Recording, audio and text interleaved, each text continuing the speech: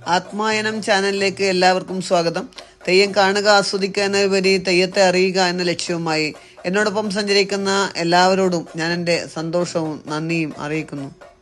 തെയ്യക്കളത്തിലെ സുപ്രധാനമായ ഒരു ചടങ്ങിൻ്റെ പ്രാധാന്യവും പ്രസക്തിയും വ്യക്തമാക്കാനാണ് ഈ വീഡിയോ. ഒരു തെയ്യം അരങ്ങത്തെത്തുന്നതിന് മുമ്പായി പലവിധ ഘട്ടങ്ങളുണ്ട്. സാധാരണ ഒരു വ്യക്തി തെയ്യക്കാരനായി അല്ലെങ്കിൽ കോലക്കാരനായി അല്ലെങ്കിൽ മൂർത്തിയായി മാറുന്നതിൽ ഒരുപാട് ചടങ്ങുകളും പലവിധ ഘട്ടങ്ങളിലൂടെ സഞ്ചരിക്കേണ്ടതുമുണ്ട്. ഓരോ തെയ്യത്തിൻ്റെയും മൂർത്തി ഭാവത്തിനനുസരിച്ച് ഇതിൽ ചില ഏറ്റക്കുറച്ചിലുകൾ ഉണ്ട് താനും. ഉദാഹരണത്തിന് 41 ദിവസം തന്നെ വ്രതമെടുക്കേണ്ട തെയ്യങ്ങളുമുണ്ട്. ഒരു പക്ഷേ 28 14 എടുത്താലും മതി എന്നുള്ള തെയ്യങ്ങളുമുണ്ട്. ഇങ്ങനെ വ്രത കാലഘട്ടം കഴിഞ്ഞ് ഉപാസനാ കാലഘട്ടം കഴിഞ്ഞ് തെയ്യത്തിന് തലേന്നാൾ അണിയറയിൽ എത്തുന്നതും അവിടെ വെച്ച് തുടങ്ങുന്ന കുറേയേറെ ചടങ്ങുകൾ വേറെയുമുണ്ട്. തലേന്നാൾ തെയ്യങ്ങൾക്ക്, അതായത് മിക്ക തെയ്യങ്ങൾക്കും തോറ്റമോ വെള്ളാട്ടമോ പതിവുണ്ട്. അതിൻ്റെ അണിയലങ്ങളും എഴുത്തുമെല്ലാം സാമാന്യന വളരെ ലളിതമാണ്. എന്നാൽ ആട്ടം അതിൻ്റെ ക്രമത്തിൽ ആടുകയും ചെയ്യും. എനിക്ക് തോന്നുന്നു തെയ്യം ആടുന്നതിനേക്കാൾ കുറച്ചുകൂടി ചിട്ടവട്ടത്തിൽ വിശദമായി തന്നെയാണ് തോറ്റം അരങ്ങത്ത് ആടുക. തെയ്യാട്ടത്തിന്റെ ദിവസം ആദ്യം തന്നെ മുഖത്തെഴുത്തിൽ നിന്നാണ് ആരംഭിക്കുക. അണിയറയിൽ കുത്തുവിളക്കിന്റെ വെളിച്ചത്തിൽ അതിനെ ഈശ്വരനെ സാക്ഷി നിർത്തിക്കൊണ്ടാണ് മുഖത്തെഴുത്ത് ആരംഭിക്കുക. മുഖത്തെഴുത്തും മെയ്യെഴുത്തും പൂർത്തിയാക്കിയാൽ തെയ്യത്തിന്റെ ഏതാനും അണിയനങ്ങൾ മാത്രമാണ് അണിയറയിൽ വെച്ച് അണിയുന്നത്. അത് കഴിഞ്ഞ് കാവിന്റെ മുൻവശത്ത് വടക്ക് തിരിഞ്ഞിരുന്നാണ് ബാക്കി അണിയലങ്ങളെല്ലാം പൂർത്തിയാക്കുക. ഇങ്ങനെ ജനസവിധത്തിൽ വെച്ച് എല്ലാ അണിയലങ്ങളും പൂർത്തിയാക്കി സാധാരണ ഒരു വ്യക്തിയിൽ നിന്ന് ഈശ്വരനിലേക്ക്, ദൈവത്തിലേക്ക് പരകായ പ്രവേശം ചെയ്യുന്ന ഒരു കോലക്കാരൻ പൂർണ്ണമായി മൂർത്തിയായി മാറുന്ന ചടങ്ങാണ് കണ്ണാടി നോക്കൽ. നിങ്ങൾ ഈ വീഡിയോയിൽ കാണുന്ന ചടങ്ങ്.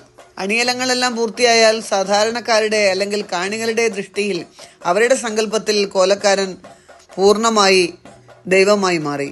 എന്നാൽ കോലക്കാരൻ താൻ ദൈവമായി അല്ലെങ്കിൽ മൂർത്തിയായി രൂപാന്തരപ്പെട്ടു അല്ലെങ്കിൽ പരകായ പ്രവേശം ചെയ്തു എന്ന് ബോധ്യപ്പെടുന്ന ഒരു സന്ദർഭമാണ് ഈ കണ്ണാടി നോക്കൽ. അതായത് സ്വന്തം രൂപം ദർശിക്കൽ. മുഖത്തെഴുത്ത് മുതൽ അണിയലങ്ങൾ പൂർത്തിയാക്കുന്നതുവരെ കോലക്കാരൻ തന്റെ രൂപം കാണുന്നേയില്ല. എന്നാൽ എല്ലാം പൂർത്തിയായി കണ്ണാടി നോക്കുമ്പോഴാണ് താൻ ദൈവമായി മാറി എന്നുള്ള ഒരു ഉൾവിളി കോലക്കാരിലെത്തുന്നത്. ഈ സന്ദർഭം തന്നെയാണ് കോലക്കാരൻ ഉറഞ്ഞാട്ടം ആരംഭിക്കുന്നതും. സ്വന്തം രൂപത്തിലേക്ക്, ഭാവത്തിലേക്ക്, അതിലുപരിയായി ആത്മാവിലേക്ക് ചുഴിഞ്ഞിറങ്ങുന്ന അപൂർവ നിമിഷം. ദിവസങ്ങളായി അല്ലെങ്കിൽ മാസങ്ങളായി മന്ത്രോപാസന ചെയ്ത് താൻ ഏത് മൂർത്തിയാണോ കെട്ടിയാടുന്നത് ആ മൂർത്തിയുടെ മന്ത്രോപാസന ചെയ്ത് ഒരു പാകപ്പെടുന്ന ഈ വ്യക്തി തൻ്റെ രൂപം കൂടി ദർശിക്കുമ്പോൾ ദൈവമായി എന്നുള്ള ശരിയായ തോന്നലിലേക്ക് എത്തിച്ചേരുകയാണ്. ഈ സമയത്ത് കോലക്കാരൻ്റെ ഉള്ളിൽ നിന്ന് ഉണർന്നു വരുന്ന ഒരു ശക്തിയുണ്ട്. ആ ശക്തി തന്നെയാണ് കോലക്കാരനെ സാധാരണ വ്യക്തിയിൽ നിന്ന് ദൈവമായി മാറ്റിയെടുക്കുന്നത്.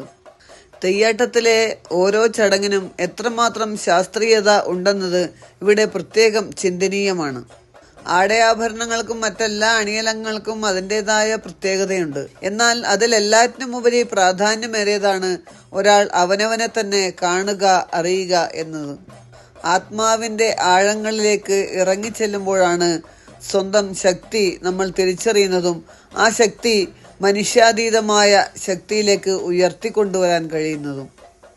മാനവലോകത്തിന് ഇത്തരം മനുഷ്യാതീതമായ ശക്തിയെ ഉയർത്തിക്കൊണ്ടുവരുന്നതിനും ഉണർത്തിക്കൊണ്ടുവരുന്നതിനും വളർത്തുന്നതിനുമൊക്കെ സഹായകമായ ഇത്തരം ചടങ്ങുകൾ തെയ്യത്തിൻ്റെ ലോകത്തിലൂടെ സമ്മാനിച്ച പൂർവികർക്ക് നമോവാകം.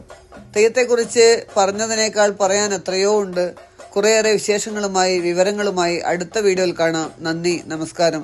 വീഡിയോ ഇഷ്ടപ്പെട്ടെങ്കിൽ ലൈക്ക് ചെയ്യുക, കമൻറ്റ് ചെയ്യുക, സബ്സ്ക്രൈബ് ചെയ്യുക.